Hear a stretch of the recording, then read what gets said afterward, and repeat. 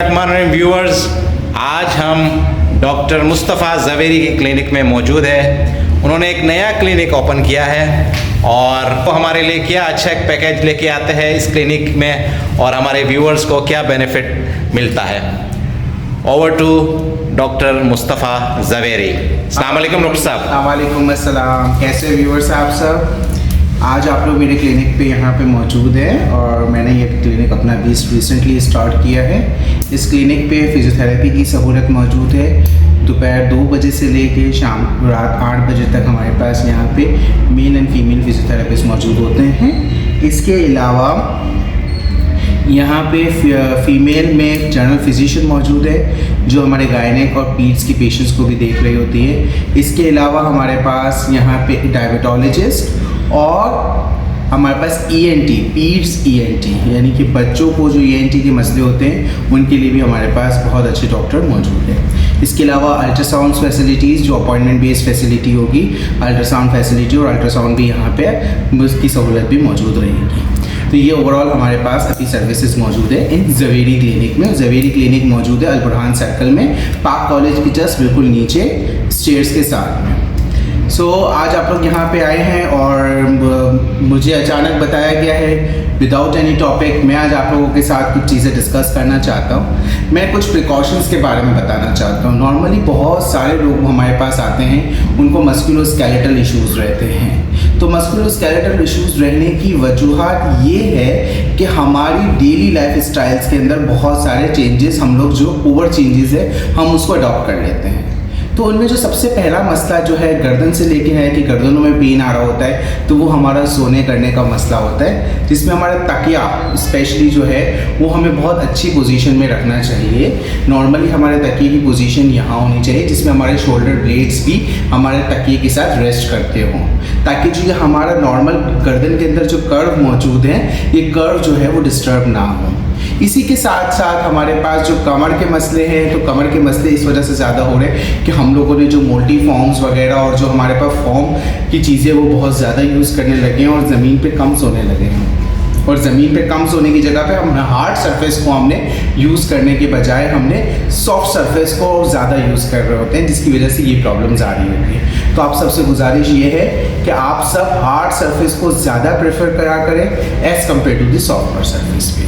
और इसी के साथ से हमारे घुटनों के दर्द वगैरह बहुत ज़्यादा है। चूँकि रमज़ान मुबारक का महीना बहुत करीब है, इसलिए आप सबसे एडवाइस है और सारे बुजुर्गान से तो मेरी ख़ास एडवाइस है कि सारे बुज़ुर्ग पानी की कसरत से पिया करें, पानी पीजिए। इसके अलावा आप अपनी एक्सरसाइजेस वगैरह ज़्यादा फोकसली करा करें और कुछ एक्सरसाइजेस के अंदर अगर आपको प्रॉब्लम हो और आपको लगती हो कि जो एक्सरसाइजेस हमें सीखनी चाहिए, करनी चाहिए, तो उनके लिए आप प्लीज़ हमारे पास क्लिनिक में ज़रूर आइएगा और हम आपको सब कुछ बताएंगे रमज़ान से पहले, ताकि आपके रमज़ान मुबारक के बाबरकत महीने में आप लोग रोज़े भी अच्छे से रख सको और रोज़ों के साथ साथ आपके musculoskeletal issues, nerve issues, neurological issues वगैरह सब जो है वो कोई भी ना हो और आप लोग बहुत आसानी से आप लोगों की इबादत वगैरह में मशगूल रह सको। डॉक्टर साहब, मेरा एक सवाल ये है आपसे कि सुबह उठने से पहले थोड़ी देर पहले बॉडी में स्टिफनेस लोगों की आ जाती है, उनको उठना मुश्किल होता है, उनकी टांगों में, उनके कमर में और उनके हाथों में काफ़ी दर्द रहता है। उसके बाद कुछ रिलीज़ होने के बाद वो जो है ना वो अपनी नॉर्मल पोजीशन पे आके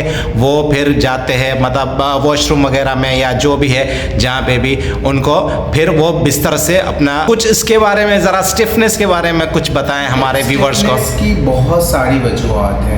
स्टिफनेस बहुत सारे फैक्टर्स की वजह से होता है, जिसमें आर्थराइटिस इज़ वेरी इंपॉर्टेंट है ना। तो आर्थराइटिस की वजह से morning stiffness most common important चीज़ है। इसके अलावा भी बहुत सारी वजूहत होती हैं, पानी ना होने की वजह से, बॉडी के अंदर मिनरल्स ना होने की वजह से, विटामिन की कमी की वजह से, and there are so many factors ना। तो I am going to suggest each and everyone कि आप अपनी डेली लाइफ स्टाइल के अंदर जब अगर हमारी एक्टिविटीज़ और डेली लिविंग एक्टिविटीज़ के अंदर हमारी एक्सरसाइजेज ना होना और फिजिकल इनएक्टिविटी की वजह जो है ये सबसे बड़ी वजह है जो स्टिफनेस क्रिएट कर रही होती है, स्पेशली इन दी मॉर्निंग। तो I recommend all of them कि आप सब जो है वो ज़रूर फिजियोथेरेपिस्ट से कंसल्ट करा करें इस चीज़ के हवाले से। और ये जो अपनी स्टिफनेस वगैरह है मॉर्निंग में, ये बहुत ईजीली रिजॉल्व हो सकती हैं। कुछ चीज़ों का ख्याल रखना होता है, मगर उसके लिए डिटेल्स और हिस्ट्री टेकिंग ज़रूरी होती है पेशेंट से।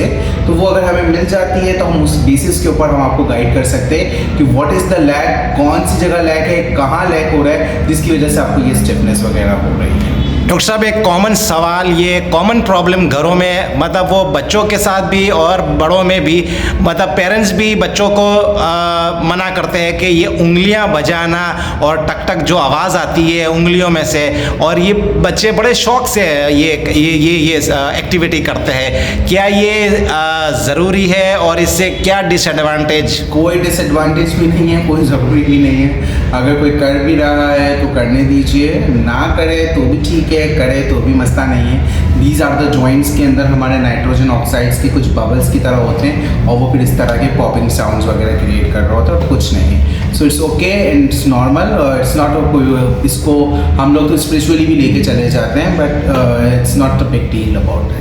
And what about the knee अपने साउंड जो नी की आवाज़ आना, और नी इज़ अ बिग, पूरा जो है बहुत बड़ा जो है ये एक नया टॉपिक है, और इस टॉपिक के ऊपर पूरी डिटेल अलग वीडियो बन सकती है। तो सम अदर डे फिर मैं इसके ऊपर पूरी डिटेल में आपको वीडियो पर रख दूंगा, क्योंकि नी जॉइंट और नी के अंदर जो आवाज़ें आना है उसके बहुत सारे फैक्टर्स हैं और बहुत सारी चीज़ें हैं। तो आई थिंक कि वो हमारे इस वीडियो में कवर नहीं होगा। अगर आपको उसके बारे में मालूमात चाहिए होगी तो डेफिनेटली हम फिर दूसरी वीडियो के अंदर इसके बारे में आपको ज़रूर शेयर करेंगे।